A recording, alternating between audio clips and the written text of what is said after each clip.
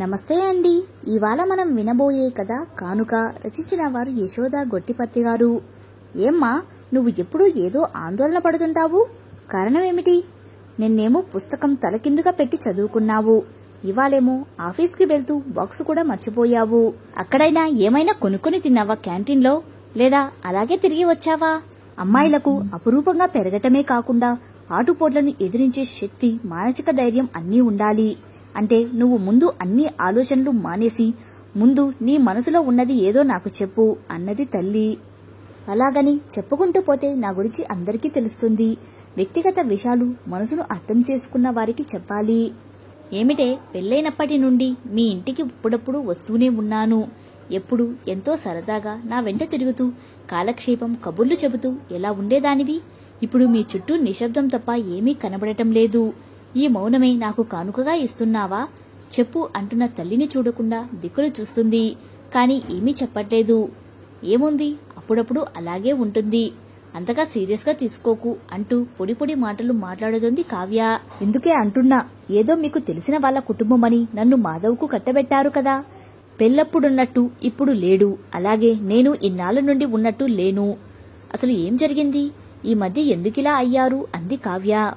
ఏముంది, పెళ్ళైన కొన్నాళ్ళకే జుట్టు పోయింది, బట్టతల అయ్యింది మాధవ్కు అని మీరు అనుకుంటున్నారు, కాని పెళ్లికు ముందే బట్టతల. పెళ్లిలో విగ్గు పెట్టుకుని అందరిలో జుట్టు ఉన్నవాడిలా కనపడ్డాడు. ఇప్పుడు జుట్టు సమస్య కాదు, బుద్ధి గుణం సమస్య. ఇప్పుడు తల మీద హెయిర్ ప్లాంటేషన్ చేయించుకున్నాడు. ఇప్పుడు వయసు చిన్నదిగా కనిపిస్తుంది కాబట్టి మళ్లీ కుర్రవాడిలా అనుకునే తాను 10వ తరగతి గర్ల్ ఫ్రెండ్ తో క్లోజ్ గా మాట్లాడుతూ తన్నే తాను మర్చిపోతున్నాడు. పెళ్లైన మగాడితో ఆ పిల్ల ఎలా మాట్లాడుతుంది? ఆమెకు పెళ్లైంది, భర్త ఉన్నాడు, అయినా ఫ్రెండ్ కదా అని మాట్లాడుతోంది. అయితే ఏమిటి, మాటలే కదా, ఫ్రెండ్స్ లాగా మాట్లాడుకుంటారు, అందులో తప్పేమిటి? జుట్టు ఉంటే అందంగా ఉన్నాను కాబట్టి ఇప్పుడు ఇష్టపడుతుందేమో. ఆయన అదే నా భర్త భ్రమపడుతున్నాడు. ఆ అమ్మాయి మనసు తెలుసుకుంటే పెళ్లై మాట్లాడేవాడు మాత్రమే అని అనుకోవచ్చు. నువ్వు ఒక ఫ్రెండ్ మాత్రమే అని ఆ అమ్మాయి అంటే అప్పుడు ఆయన గుణం బయటపడుతుంది. ఒకసారి వీడియో కాల్ పెట్టమను, అప్పుడు తెలుస్తుంది.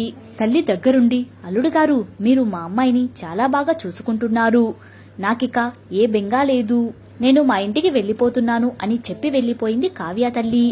ఒకరోజు వీడియో కాల్ పెట్టమనగానే రోజూ మాట్లాడుతున్న సుమ గుండుతో కనిపించేసరికి దిగ్భ్రాంతి చెందాడు కార్తీక్.